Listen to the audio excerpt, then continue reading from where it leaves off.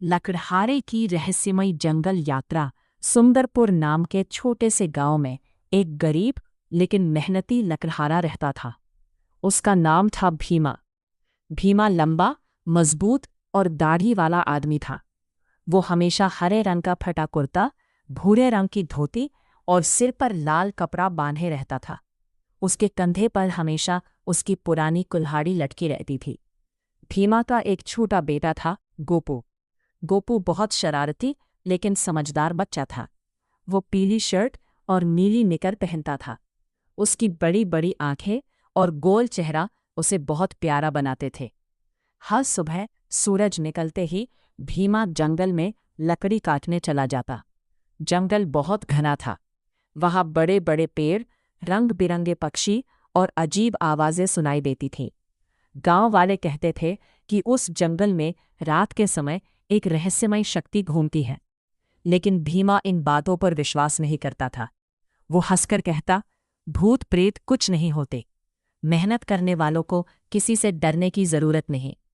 एक दिन गांव में भयंकर तूफान आया। तेज बारिश और हवाओं ने कई घर तोड़ दिए। गांव वालों के पास जलाने के लिए लकड़ी भी खत्म हो गई। तब गांव के मुखिया ने भीमा से कहा, भीमा, हमें ज्यादा लकड़ी चाहिए, लेकिन जंगल के अंदर वाले हिस्से में मत जाना, वहां खतरा है। भीमा ने सिर हिलाया और अगली सुबह कुल्हाड़ी लेकर निकल पड़ा। उस दिन आसमान में काले बादल थे। हवा अजीब आवाजें कर रही थी। गोपू ने डरते हुए कहा, बाबा, आज जंगल मत जाओ। भीमा मुस्कुराया और बोला, डर मत बेटा, मैं जल्दी लौट आऊंगा। भीमा जंगल के अंदर जाता गया। चलते चलते वह उस हिस्से में पहुंच गया जहां वह पहले कभी नहीं गया था। वहां पेड़ बहुत विशाल थे और चारों तरफ धुंध फैली हुई थी। अचानक उसे एक चमकती हुई नीली रोशनी दिखाई दी। वह धीरे धीरे उस रोशनी की तरफ बढ़ा। वहां उसने देखा कि एक पुराना विशाल पेड़ चमक रहा था। पेड़ के तने पर अजीब निशान बने हुए थे। जैसे ही भीमा ने कुल्हाड़ी उठाई, अचानक तेज हवा चलने लगी। पेड़ के अंदर से भारी आवाज आई, जो इस पेड़ को काटेगा उसका लालच उसे बर्बाद कर देगा। भीमा डर गया, लेकिन उसने सोचा कि शायद यह उसका भ्रम है। उसने कुल्हाड़ी चलाई। ठाक! जैसे ही कुल्हाड़ी पेड़ पर लगी, पूरा जंगल कांप उठा। पेड़ के अंदर से नीली रोशनी निकली। उसके सामने एक बूढ़ा आदमी प्रकट हुआ। उसकी लंबी सफ़ेद दाढ़ी थी और हाथ में लकड़ी की छड़ी थी। बूढ़ा गुस्से में बोला, मैं इस जंगल का रक्षक हूं। तुमने मेरे पेड़ को चोट पहुंचाई है। भीमा घबरा गया। मुझे माफ कर दीजिए, मेरे गांव वालों को लकड़ी चाहिए थी।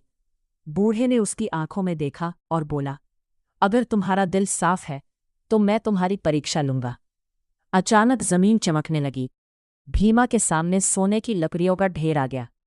बूढ़ा बोला, अगर तुम ये सोना ले लो तो जिंदगी भर अमीर बन जाओगे। भीमा कुछ पल सोचता रहा। फिर उसने सिर झुकाकर कहा, मुझे सिर्फ उतनी लकड़ी चाहिए जितनी मेरे गांव वालों के काम आए।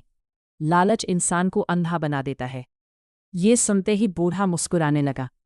अचानक सोने की लकड़ियां गायब हो गई और उनकी जगह सूखी मजबूत लकड़ियों का बड़ा ढेर आ गया।